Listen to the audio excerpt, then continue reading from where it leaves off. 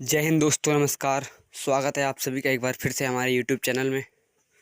तो कैसे हैं आप सभी? उम्मीद करता हूं साथी आप सभी अच्छे होंगे और आपकी परीक्षाएं एसएससी एमटीएस की चल रही हैं। तो जिस किसी भाई की परीक्षा हो चुकी है उसके लिए, उसके बेहतरीन रिजल्ट के लिए उसके शुभकामनाएं। और आने वाली जो परीक्षाएं जिस जिस भाई की भी होनी हैं या जिस बहन की अभी आगे वाली होने वाली परीक्षाएं हैं, उसके लिए हमने जीएस का एक बेहतरीन सा प्रैक्टिस सेट एसएससी एमटीएस की परीक्षाओं के लिए तैयार किया है। उम्मीद करता हूं कि सारे प्रश्न आपको इसी कक्षा से देखने को मिलें। तो बिना कुछ देरी किए क्लास स्टार्ट करते हैं। और वीडियो में मैं आगे बढ़ने से पहले आपको एक बात बता दूं कि क्लास को अंत तक ज़रूर देखना, क्योंकि अगर आप इस कक्षा को अपने एग्ज़ाम से पहले देख रहे हैं रिवीजन के लिए, तो ये क्लास आपके लिए बहुत ही ज़्यादा बेनिफिशियल रहने वाली है। चलिए दोस्तों, बिना कुछ देरी किए क्लास शुरू करते हैं और देखते हैं पहला प्रश्न। दोस्तों, पहला प्रश्न आपके सामने स्क्रीन पर है, उत्तर दीजिए। पहला प्रश्न कहता है कि सिंधु सभ्यता का प्रमुख स्थल लोथल किस नदी के किनारे स्थित है? बताना है। प्राचीन इतिहास का सिंधु सभ्यता का प्रश्न, लोथल जो है सिंधु सभ्यता का स्थल, वह किस नदी के किनारे स्थित है, आपको बताना है। अगर हम बात करें लोथल की, तो लोथल जो है वो भोगवा नदी के किनारे स्थित है। ऑप्शन सी इस प्रश्न का बिल्कुल सही हो जाएगा। बढ़ते हैं प्रश्न नंबर 2 की ओर। देखिए दोस्तों, प्रश्न नंबर 2 भी प्राचीन इतिहास का प्रश्न है कि हर्यक वंश का संस्थापक कौन था, जिसको श्रेणिक श्रेणिक उसका एक और अन्य नाम था कि श्रेणिक के नाम से भी जाना जाता है। प्रीवियस ईयर प्रश्न है, प्रीवियस ईयर में पूछा गया है कि हर्यक वंश का संस्थापक जो था वो बिंबिसार था, और बिंबिसार को ही श्रेणिक के नाम से जाना जाता है। तो प्रश्न नंबर 2 का उत्तर डी बिल्कुल सही हो जाएगा। बढ़ते हैं प्रश्न नंबर 3 की ओर। जल्दी जल्दी प्रश्नों को करेंगे, क्योंकि एक बेहतरीन रिवीजन के लिए ज़्यादा समय ना खर्च करते हुए कम समय में कुछ इम्पोर्टेंट चीज़ों को ही देखना है। समुद्रगुप्त को क्या कहा जाता है? बताना है। समुद्रगुप्त को कहा जाता है महाराजाधिराज, भारत का नेपोलियन, भारत का आइंस्टीन, या इनमें से कोई नहीं। तो समुद्रगुप्त को भारत का नेपोलियन कहा जाता है। ऑप्शन बी बिल्कुल सही हो जाएगा। विंसेंट स्मिथ ने इसे भारत का नेपोलियन कहा है। बढ़ते हैं प्रश्न नंबर 4 की ओर। प्रश्न नंबर 3 तो हमने कर दिया। प्रश्न नंबर 4 कहता है कि भारत पर हुए अरब आक्रमण की जानकारी हमें किताब उल हिंद पुस्तक से मिलती है, जिसके लेखक कौन है? बताना है कि किताब उल हिंद पुस्तक के लेखक कौन है। सीधे सीधे अगर मैं आपसे पूछूं तो आपको ये बताना है कि किताब उल हिंद पुस्तक के लेखक कौन हैं। तो किताब उल हिंद पुस्तक के जो लेखक हैं वो अल बरूनी हैं। हमारा ऑप्शन सी बिल्कुल सही हो जाएगा। मिन्हास उज सिराज, अगर मिन्हास उज सिराज की बात करें तो तबकात ए नासरी इनकी प्रसिद्ध पुस्तक है, और अर्थशास्त्र चाणक्य की पुस्तक। बढ़ते हैं अगले प्रश्न की ओर। दोस्तों, प्रश्न नंबर 5 आपके सामने कि दिल्ली सल्तनत में सबसे लंबा शासनकाल किस वंश का रहा? प्राचीन इतिहास का प्रश्न ना कह के मध्यकालीन इतिहास का कहूँ तो बेहतरीन होगा, क्योंकि ये मध्यकालीन इतिहास का प्रश्न है कि दिल्ली सल्तनत काल में सबसे लंबा शासनकाल किस वंश का रहा।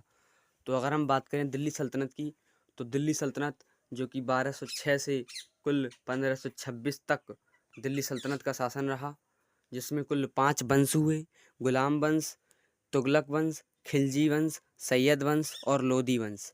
तो सबसे लंबा शासनकाल था वो तुगलक वंश का था। कुल 1320 ईस्वी से 1414 ईस्वी तक इस वंश का शासनकाल रहा। लगभग 94 सालों तक इस वंश ने शासन किया। इसमें मोहम्मद बिन तुगलक, फिरोज शाह तुगलक जैसे कुछ बेहतरीन शासक हुए। और तो दिल्ली सल्तनत पर सबसे लंबा जो शासनकाल था वो तुगलक वंश का था। आइए बढ़ते हैं अगले प्रश्न की ओर। अगला प्रश्न देखेंगे दोस्तों, प्रश्न नंबर 6। प्रश्न नंबर 6 कहता है कि बंगाल का प्रथम गवर्नर जनरल कौन था? बंगाल का प्रथम गवर्नर जनरल कौन था? तो बात करें हम 1773 की रेगुलेटिंग एक्ट की, तो 1773 की रेगुलेटिंग एक्ट द्वारा बंगाल के गवर्नर को बंगाल का गवर्नर जनरल कहा जाने लगा और वॉरेन हेस्टिंग्स जो था वो बंगाल का प्रथम गवर्नर जनरल बनता है। और मैं आपको बता दूं एक और बात कि 1774 में इसी के नेतृत्व में कलकत्ता में एक सर्वोच्च न्यायालय की स्थापना हुई जिसके मुख्य न्यायाधीश एलिजा इम्पे थे। तो एक साथ एक प्रश्न में कई फैक्ट भी आपको याद रखने हैं, जैसे कि मैंने अभी आपको बताया।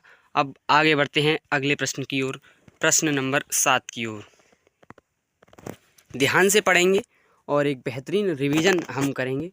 भारत का क्षेत्रफल संपूर्ण विश्व के क्षेत्रफल का लगभग कितने प्रतिशत है? ज्योग्राफी का प्रश्न आपके सामने, ध्यान से उत्तर देना है बिल्कुल।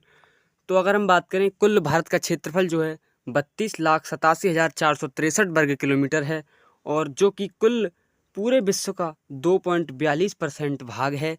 तो हमारा उत्तर जो होगा वो बी बिल्कुल सही हो जाएगा। ऑप्शन सी को ज़रा ध्यान से देखिए। तो ऑप्शन सी की अगर देखेंगे तो ऑप्शन सी जो है 17.5, भारत की जनसंख्या कुल विश्व की जनसंख्या की लगभग 17.5% है। तो ये पॉइंट भी आपको याद रखना है। भारत की जो जनसंख्या है विश्व की जनसंख्या की 17.5% है, ऐसा आपको याद रखना है। आइए बढ़ते हैं प्रश्न नंबर 8 की ओर। एक और बेहतरीन सा ज्योग्राफी का प्रश्न आपको उत्तर करना है, ध्यान से पढ़िए। भारत का सबसे लंबा राजमार्ग निम्न में से कौन सा है? वह कौन सा राजमार्ग है जो सबसे लंबा है? तो बताना है कौन सा है। NH-44 जो है भारत का सबसे लंबा राजमार्ग है। तो हमारा ऑप्शन सी बिल्कुल सही हो जाएगा। बढ़ते हैं अगले प्रश्न की ओर, प्रश्न नंबर 9 की ओर। ध्यान से पढ़िएगा और उत्तर कीजिएगा। दोस्तों प्रश्न नंबर 9 कहता है कि निम्न में से कौन सी नदी सिंधु की एक सहायक नदी है? बहुत ध्यानपूर्वक पढ़ना चाहिए ऐसे प्रश्नों को, क्योंकि सहायक नदी है। गोदावरी दक्षिण भारत की सबसे लंबी नदी, कावेरी भी दक्षिण की नदी है। तो इनमें से कोई सी जो है इन तीनों में से नहीं है। झेलम नदी जो है वो सिंधु की सहायक नदी है। हमारा ऑप्शन नंबर डी बिल्कुल सही हो जाएगा प्रश्न नंबर 9 का। आइए बढ़ते हैं प्रश्न नंबर 10 की ओर। शानदार सा ज्योग्राफी का एक और प्रश्न आपको याद रखना है कि निम्न में से कौन सी दो नदियां विश्व का सबसे बड़ा डेल्टा का निर्माण करती हैं? बताना है कौन सी दो नदियां हैं जो विश्व के सबसे बड़े डेल्टा का निर्माण करती हैं। और अगर हम बात करें विश्व का सबसे बड़ा डेल्टा, तो सुंदरबन का डेल्टा है जिसका निर्माण गंगा और ब्रह्मपुत्र नदियां मिलकर करती हैं। तो हमारा ऑप्शन नंबर डी बिल्कुल सही हो जाएगा। बढ़ते हैं अगले प्रश्न की ओर, प्रश्न नंबर 11 की ओर। पॉलिटी का प्रश्न, बहुत ही शानदार और बहुत ही लाजवाब प्रश्न कि निम्न में से कौन सा अनुच्छेद विधि के समक्ष समानता एवं समान संरक्षण का प्रावधान करता है? अनुच्छेद, आपको कुछ मुख्य अनुच्छेद पॉलिटी में आपको याद होने चाहिए, जिससे कि आपको आपके प्रश्न आसानी से बनने चाहिए। अगर संविधान से कोई प्रश्न आता है तो वो आपको आपके एग्ज़ाम में बनना चाहिए, ऐसा आपको एक बेहतरीन रिवीजन के द्वारा ही संभव है। तो प्रश्न 11 की अगर बात करें तो ऑप्शन डी अनुच्छेद 14 जो कहता है कि विधि के समक्ष समानता एवं समान संरक्षण का प्रावधान करता है। हमारा ऑप्शन डी बिल्कुल सही हो जाएगा प्रश्न 11 का। आइए बढ़ते हैं प्रश्न नंबर 12 की ओर। दोस्तों प्रश्न 12 कहता है प्रतिवर्ष संविधान दिवस कब मनाया जाता है? संविधान दिवस आपको बताना है कि कब मनाया जाता है। अब हम बात करें संविधान दिवस की, तो संविधान दिवस 26 नवंबर को मनाया जाता है, क्योंकि अब एक बेसिक फैक्ट आपको याद रखने हैं। 26 नवंबर 1949 को जो है संविधान बनकर तैयार हो गया था। लेकिन अगर बात करें कि लागू कब हुआ था, तो जो लागू हुआ था वो 26 जनवरी 1950 को हुआ था। लेकिन संविधान दिवस जो मनाया जाता है वो 26 नवंबर को मनाया जाता है। तो हमारा ऑप्शन डी बिल्कुल सही हो जाएगा प्रश्न 12 का। आइए बढ़ते हैं प्रश्न 13 की ओर। ध्यान से आपको उत्तर देना है कि 8वीं अनुसूची में सम्मिलित सिंधी भाषा को किस संविधान संशोधन द्वारा जोड़ा गया? मूल संविधान की अगर हम बात करें, अब ध्यान से सुनना बात को, मूल संविधान की अगर हम बात करें तो मूल संविधान में कुल 14 भाषाएं थीं। लेकिन अगर हम बात करें वर्तमान संविधान की, तो वर्तमान संविधान में कुल 22 भाषाएं हैं। और मूल संविधान में 14 भाषा थी, लेकिन 15वीं जो भाषा थी वो सिंधी थी।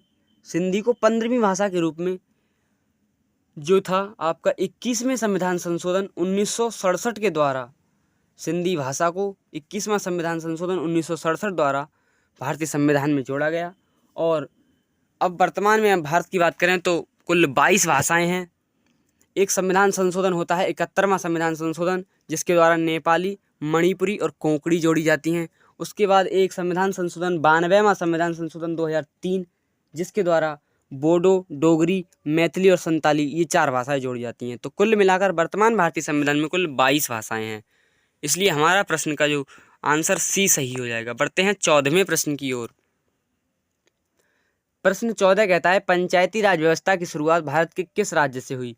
पंचायती राज व्यवस्था की शुरुआत भारत के राजस्थान जिले से हुई, राजस्थान राज्य से हुई और राजस्थान के नागौर जिले से। याद रखना है कहाँ से? नागौर जिले से। नागौर जिले के बगदरी गांव से पंचायती राज व्यवस्था की शुरुआत होती है। हमारा ऑप्शन डी बिल्कुल सही हो जाएगा।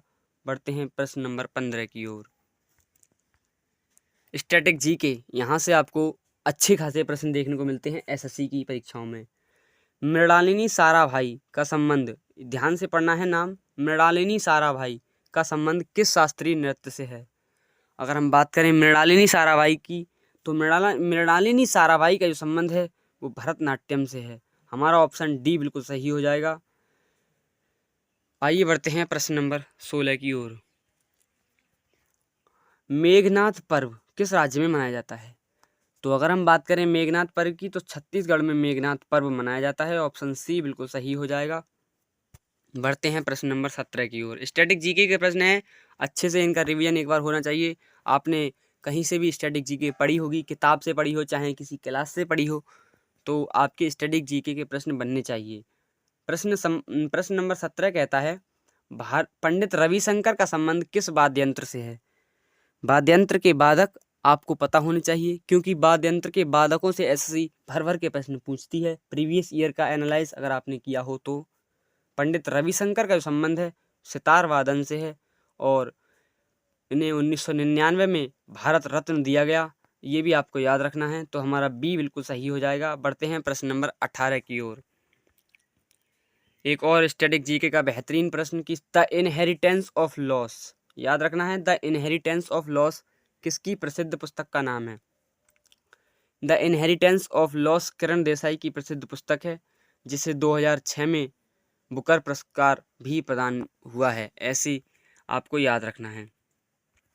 स्टैटिक जीके का लोक नृत्य बहुत महत्वपूर्ण टॉपिक। स्टैटिक जीके में लोक नृत्य से एसएससी बहुत अच्छे खासे प्रश्न पूछती है, और चाहे वो आपका एसएससी जीडी हो, एमटीएस हो, सीजीएल हो, इवन सीएचएसएल हो, चाहे सीपी हो, सीपीओ, किसी भी एग्जाम में एसएससी लोक नृत्य से भर भर के प्रश्न पूछती है। तो पूछा है गिद्दा किस राज्य का लोक नृत्य है? तो गिद्दा पंजाब का प्रसिद्ध लोक नृत्य है। एसएससी सीएचएसएल अभी जो प्रीलिम्स हुआ है उसमें पूछा गया था कि गिद्दा किस राज्य का लोक नृत्य है, तो पंजाब का बिल्कुल सही जवाब हो जाएगा। बढ़ते हैं प्रश्न नंबर 20 की ओर। भारतीय हॉकी महासंघ की स्थापना कब हुई? बताना है। भारतीय हॉकी महासंघ की स्थापना 1925 में होती है, और हमारा उत्तर जो होगा वो ऑप्शन ए सही हो जाएगा। बढ़ते हैं प्रश्न नंबर 21 की ओर। बताना है कि विश्व में हरित क्रांति का जनक किसे कहा जाता है?